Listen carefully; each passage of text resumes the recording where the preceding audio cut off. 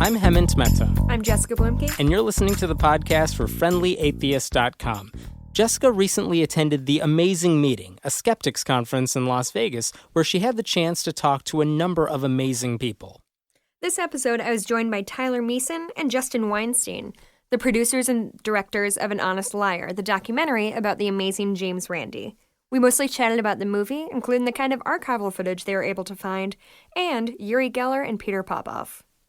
This is Jessica Bluemke with the podcast for the Friendly Atheist. We're here at TAM2014, and I'm joined by Justin Weinstein. That is correct. Hi. And Tyler Measom. Say words. Oh, hi, everyone. And these two gentlemen are the producers and directors of An Honest Liar, which is a movie about the amazing Randi. So do you guys want to give a little overview about the gist of the movie? It's an action-adventure film. Mm-hmm. A lot of explosions. Mm-hmm. It's high budget. It's a big budget Hollywood picture. But we managed to with CG star Randi in it as. Stallone was a weird choice for Randi, but it worked. A lot of makeup. A lot of makeup and method acting. Sure. Yeah, that guy. Classic method actor. Well, in reality, it is about a hero to a lot of people, James the Amazing Randi. It's kind of a biography of the man, but it goes beyond that. It covers a lot of his great history, some stories, some very famous and intricate stories of his debunkings in the past, but it also follows current events in his life over the years that we were filming. Which was between 2012? Yeah, we started in July of 2012. 1912. Yes.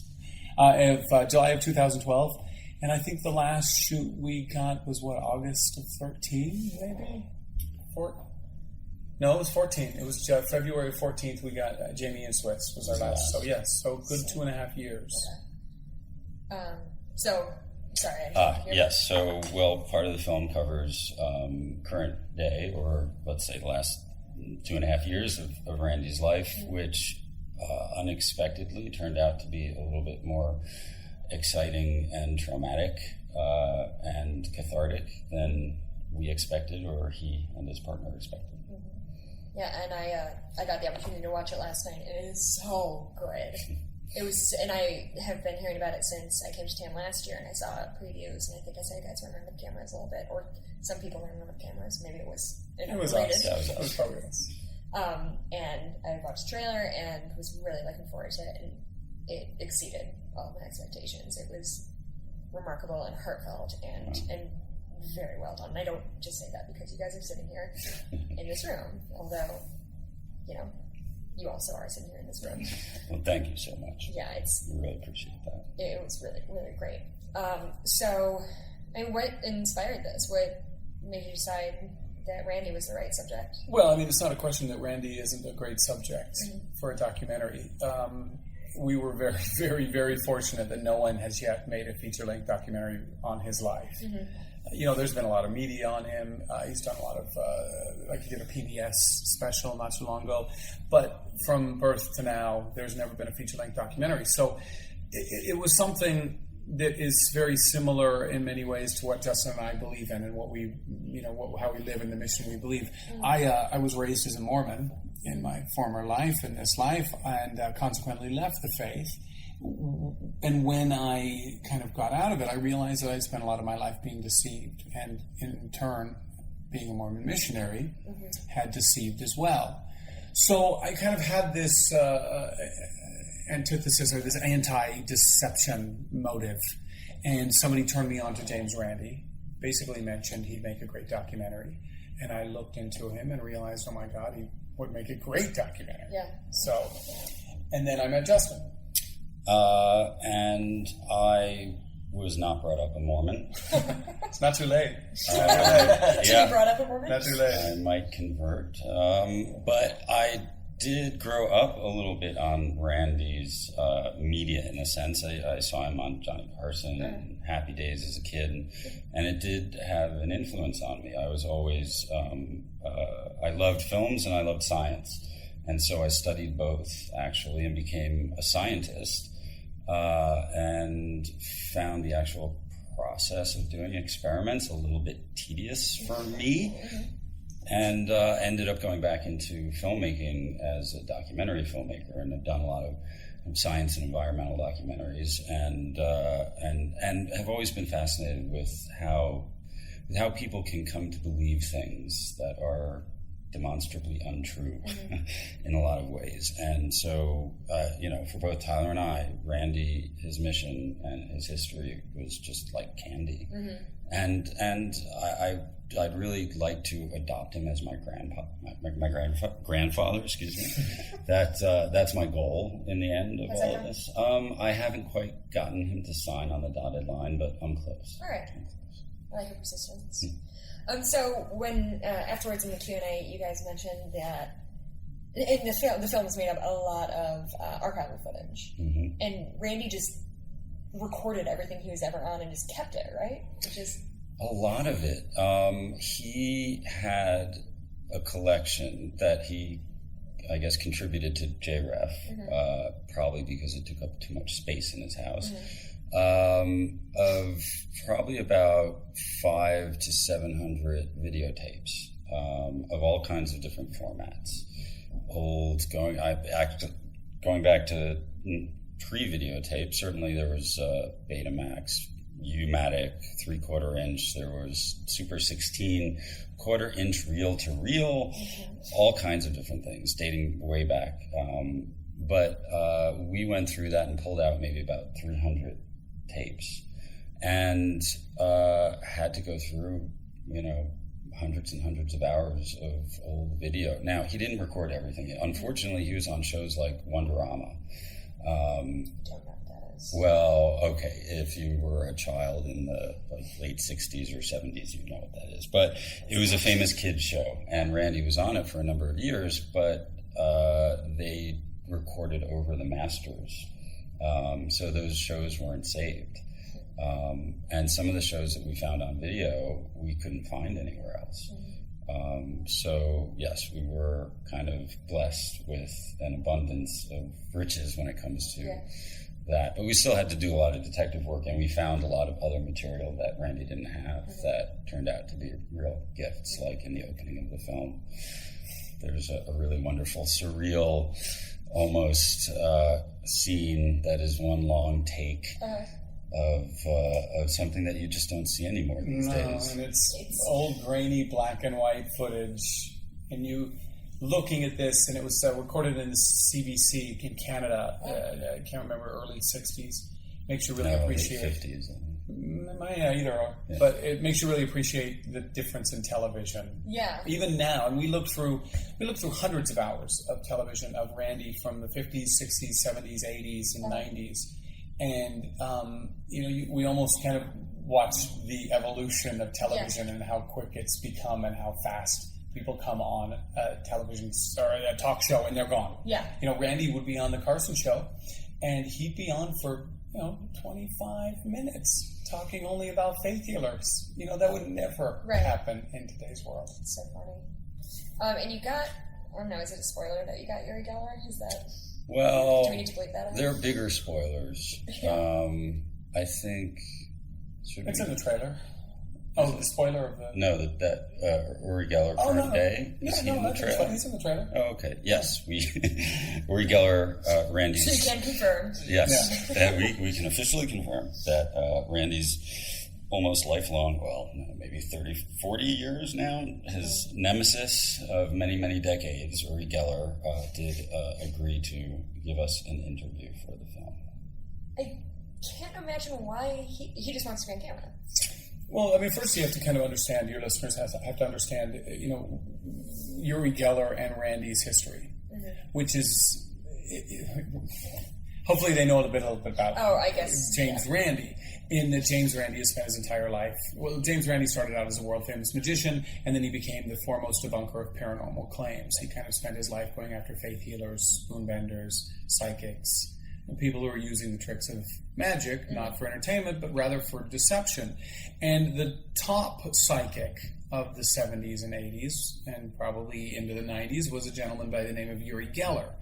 And Randi, Uri Geller used to bend spoons, and he would guess what was in an envelope, or he'd do all kinds of like bending keys and silly psychic tricks. He became very, very, very famous.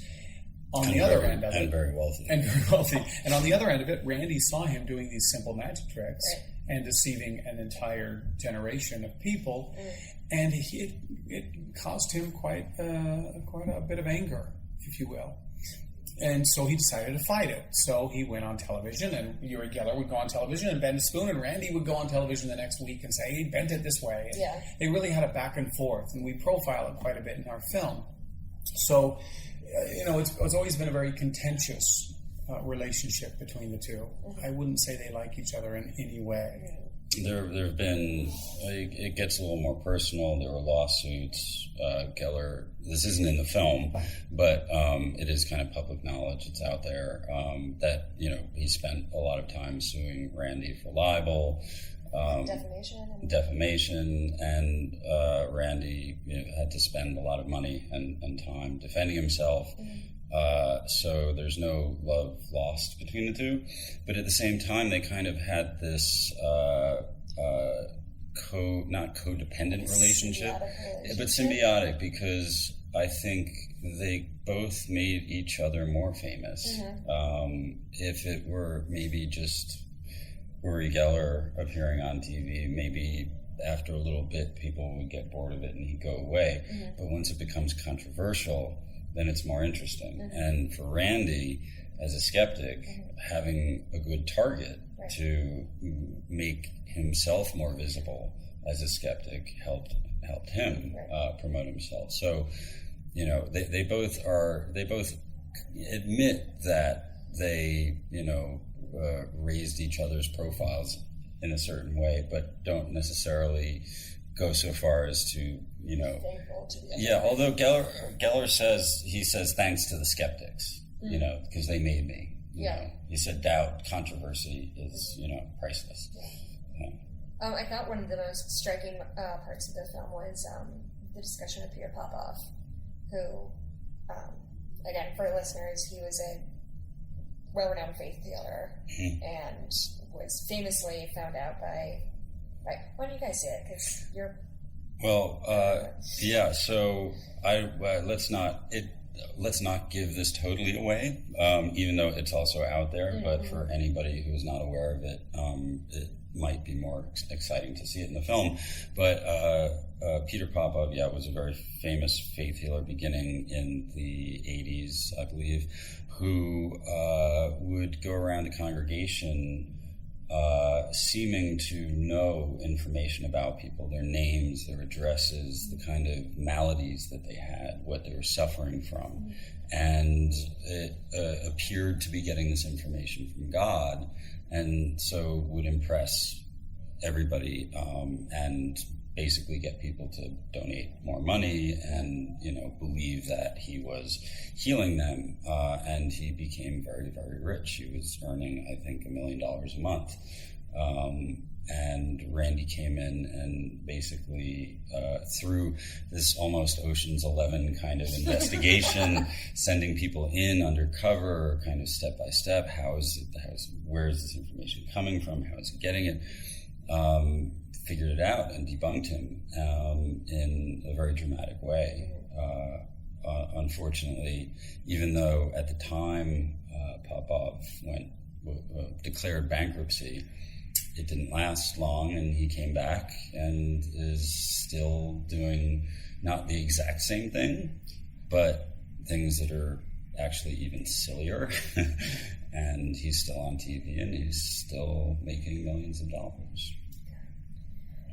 Tanner, last night we spoke a little bit about a documentary you worked on before this one, and it was called Sons of Perdition. Yeah, it's a film I produced and directed, and it's about kids who were kicked out of polygamy, Mormon polygamist kids, and we followed 3 boys who had been kicked out from the ages of 15 to 16 after they had been exiled from this community, and kind of watched them adapt to a world they didn't know anything about.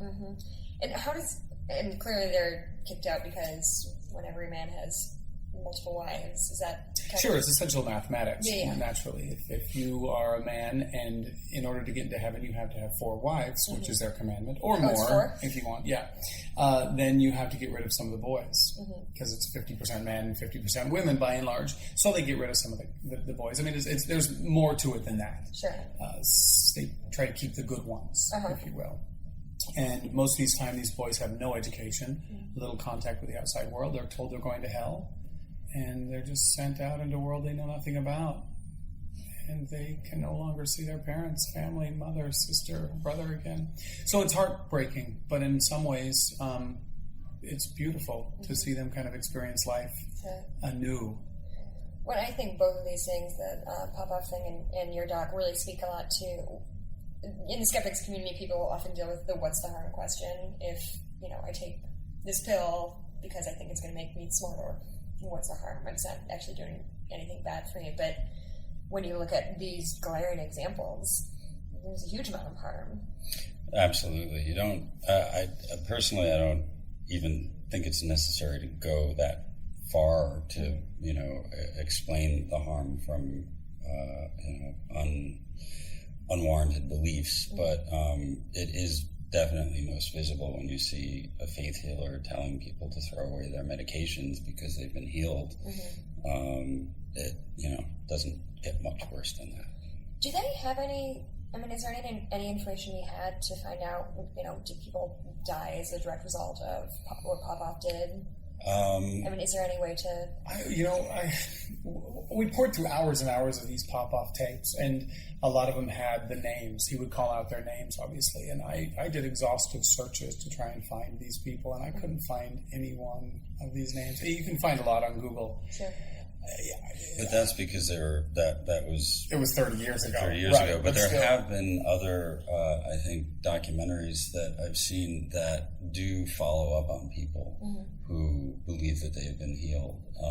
And then essentially what happens is they find out that they're not healed, but that doesn't deter them from believing that they were, and now it's a relapse, or, basically they find a way to justify the fact that they're not entirely healed. So it doesn't necessarily alter their belief system when they learn that. And, the thing is, a lot of it is also theatrics.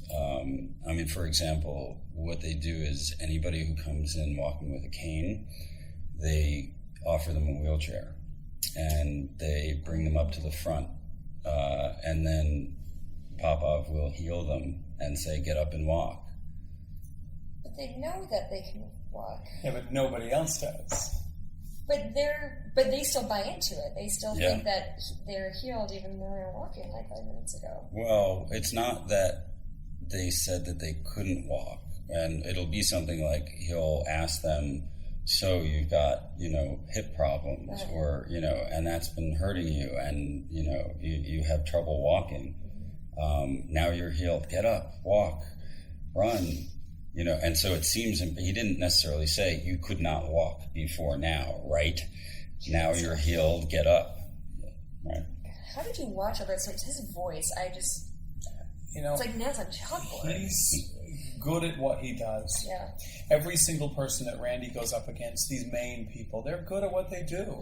They're professionals. You don't make millions of dollars a month like Peter Popoff did without being good at it. Right. And he was. It was, in some ways, it was amazing to watch, to see how good he was at pulling the wool over these people's eyes night after night after night after night in a different city. how much, what was you said you started about I'm going to use regular words in a second. You started filming in 2012. What was the process leading up to that? Like, did you have a period of research, or were you researching and going over these videos while you were filming? We really just dived. First, we just dived in with a camera because we started. Basically, we met 3 weeks before TAM, I think, or maybe a month, maybe 3 weeks. Yeah, and decided, okay, let's do this together. And TAM was coming out. So you two met for the first time? Yeah. Okay. We met at a film festival, and we're talking about Randi, and we're, hey, this is right. And did one of you have the idea?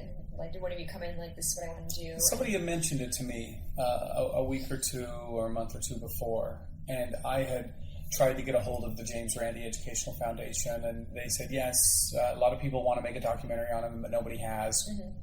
And they watched Sons of Perdition, and they called and they said, "Go for it, do it."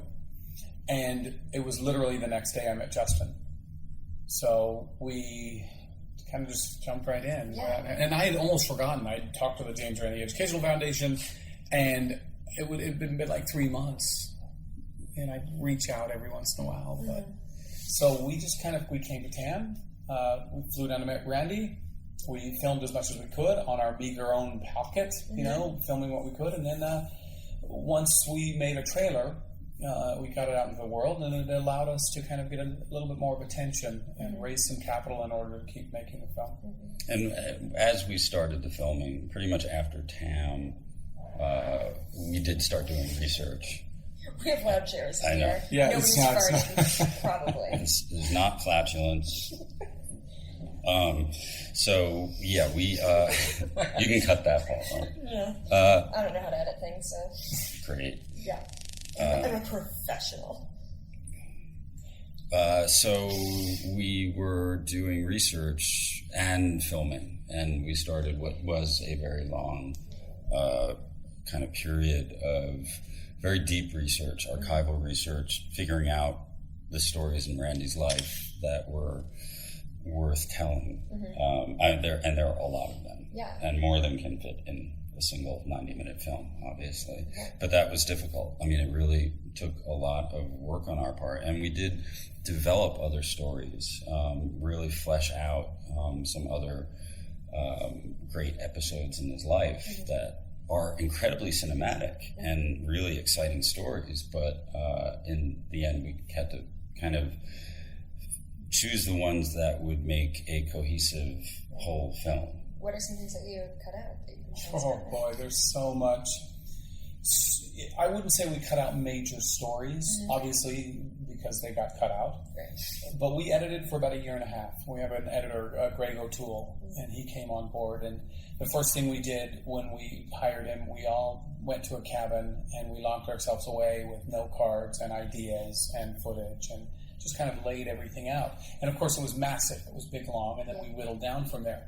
So as far as some of the things we cut out, there were episodes in Randi's life, there were instances, there were cute little pieces of archival that had to hit the cutting room floor. There was a story in the film called The Alpha Project, where 2 young magicians fooled psychics over the course of 4 years. There were some really great elements in that we had to cut out. So I wouldn't say we cut big pieces of meat rather than just nice sections. Is it a little heartbreaking when you see the brutal? Yeah. It's more that there are also some stories that we did not film because even though they were great stories, we knew that they wouldn't fit in the film. There were a few stories that we had Randi tell, thinking that they might be in the film, and weren't able to include them. But not. It wasn't. There are stories in our film that are told by multiple people, like the Popoff story or the Project Alpha. The things that didn't make it into the film might have been just stories that Randi told. Is there potential for a DVD release with some of these kind of added back in? Absolutely. Yeah. Okay. So I want to see them. So yeah. You can send them to me. Sure.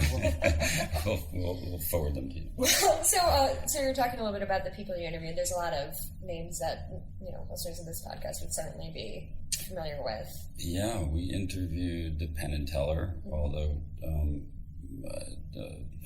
I won't. I was going to do Randy's joke, which is, Teller said this fascinating thing to me the other day. He said, but I didn't want to do it Randy because did not walk in the room and tell that joke. No, it's a bad that was joke. Justin. You're going to cut that out, please. Nope. You're going to figure out This how is to. all gold. Jeez. Well, it's not my joke. It's Randy's joke, so don't blame me. We've for heard it about 20 times. Yeah. So we interviewed Penn and Teller, Adam Savage, who's great, and really, He's like a great guy. he's a great guy, really nice, generous, and very insightful. And he's one of Randy's disciples. I mean, he says Randy is the original Mythbuster. Bill Nye, Richard Weissman, Jamie Ian Swiss, Uri Geller, of course. We got Michael Shermer's in there, Ray Hyman, Alice Cooper. We interviewed Richard Dawkins and some other people, and a lot of in the beginning we were getting just people telling us how great Randy was, Right. before we kind of got to a place where we knew what the stories were. And so there were a few people that we interviewed early on that didn't make it into the cut that I would have loved to have come back to interview, but we didn't have time. Well, so what you're saying is they were just saying this is my experience with Randy, and then you wanted more specific details or details about... The film took on a lot of... when it started, it was very broad. It almost became like Randy and his followers and the movement of skepticism. And then we realized that, it's much more interesting to just tell the story of Randy. So we kind of had to narrow it down. Some of the early interviews were nothing more than research. Okay. For what we were doing later. The good thing is that most of the people, in fact all of the people we interviewed, were very adept at speaking. They're entertainers, they're magicians, they're used to being on TV.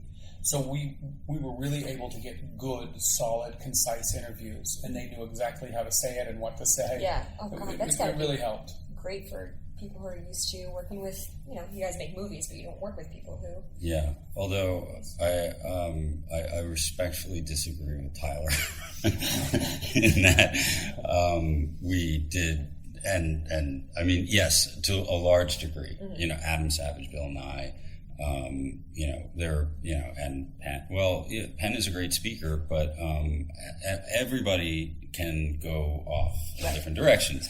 And then, so, right. I mean, he's fascinating, and he's, a very smart guy. Speak for two people. Right, he's speaking for two people, but also, not everybody also understands that the documentary that we're making is not one where somebody can tell a story for 5 minutes. So if somebody does that, there's no way it's going to fit in the film. Because it moves faster than that. Just the pace of the film, the way people are telling stories, it's more dynamic. And so, for a lot of people, we did have to kind of, there's always a coaching, Yeah. Oh.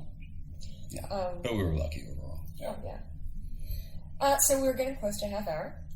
So I know you guys, your time is very valuable. I appreciate it. Incredibly valuable. You're going to get a bill in the mail. Huge big deal. I bought him a beer last night, so I think. Oh, that's right. That evens it up. Yeah, you're right. Man, I get bupkis. Yeah, well, everything Tasted good. So just in summation, when is this going to be released? Like, when can I go to my local movie theater and see this again? Pay my money and see it again. Buy me a beer. And Yeah, Tyler's easy. And yes, we're working now on distribution, theatrical distribution, for the fall, probably the late fall. Hopefully broadly in the U.S. We know it'll start probably in New York and L.A. This guy's got everything. I know. So pretentious. That's what I like about New York. Not the pretentiousness, but getting films. So it'll be available in theaters in the late fall, and then soon after that, DVD, VOD, iTunes, Amazon, and then ultimately broadcast. Netflix, and then broadcast. Right. and then on your iPhone, and then on your shoe, and then It's implanted right into your brain. Sons of Perdition is on Netflix, yes. Yeah, we will have to check that out.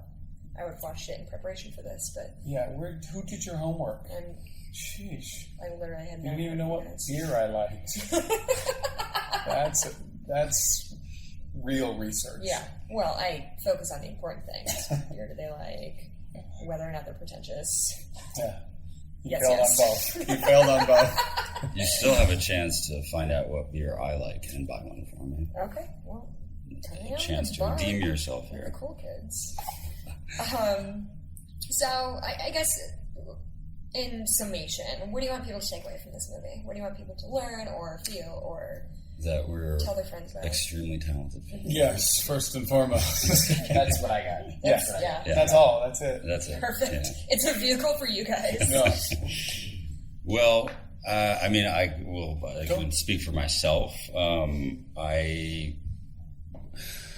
Without being too long-winded, I really want people who are not necessarily skeptics, who are not necessarily people who have kind of drunk our Kool-Aid, to look at the trailer, to hear about the film, and think, wow, an escape artist magician with some great stories. Let me go see that, Yeah. and then be entertained by it and be brought in by it, by the kind of just force of the kind of the storytelling, but then learn something from it.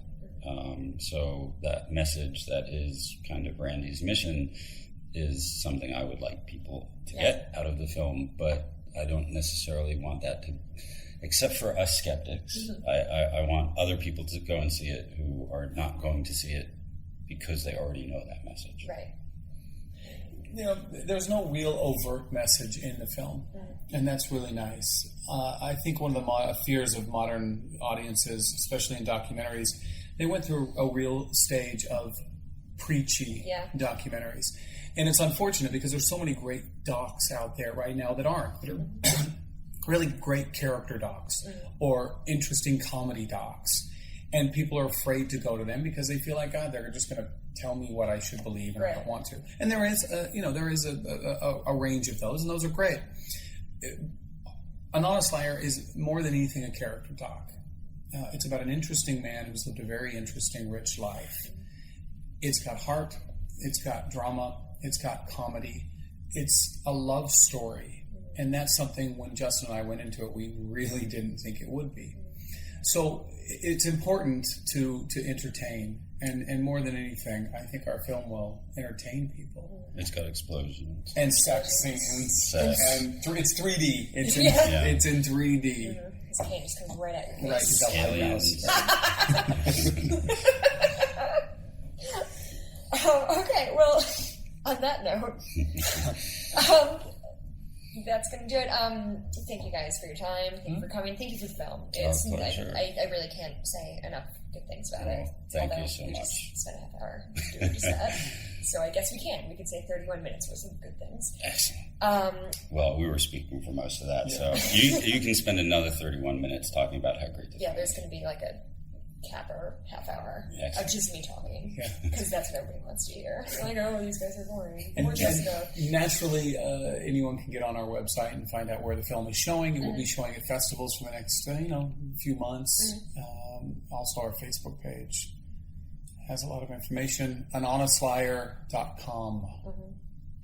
Or Google An Honest Liar. Or Google An Honest Liar if you want to go that People know how to use direct route. computers. They're pretty smart. Okay, well, guys, thank you so much.